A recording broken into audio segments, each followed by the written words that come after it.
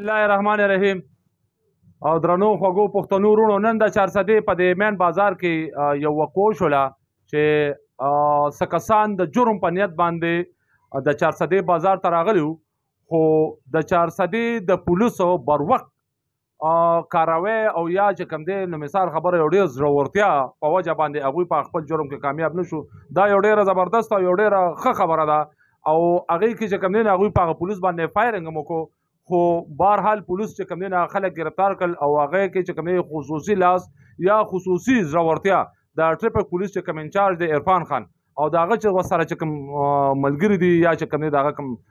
دغه دی سکواډ دی، نو هغوی چې کوم دی نو هغه خلکو ډېره بهادري وکړل او هغه کسان یې په موقع باندې ونیول. زما د خبرې مقصد دا دی چې موږ ټول عمر یو کار کوو چې پولیس پسې خبرې بدې ردې دا موږ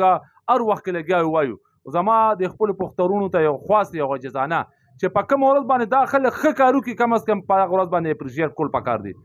نو زمونږ په دې 2 ښو الفاظو باندې زمونږ نه څه کمیږي نه، خو لکه د هغوی په حوصله افزایي کېږي. او زه وایم چې هر پولیس والا دی په دغه ترتیب باندې خپل ډیوټي وکړي، په کوم ترتیب باندې چې نن عرفان خان او د هغه ملګرو یعنې د ټریفک چې کوم اهلکارو هغوی په ښه طریقه باندې د خپل ډیوټي کړې. زما د طرف نه هغوی ته سور سلام، زنده‌باد، ویل ډن، الله م ښاد او آباد لره چې د دې پښتون قوم د خپل ولس دغه شانتې خدمت کوي. مهرباني.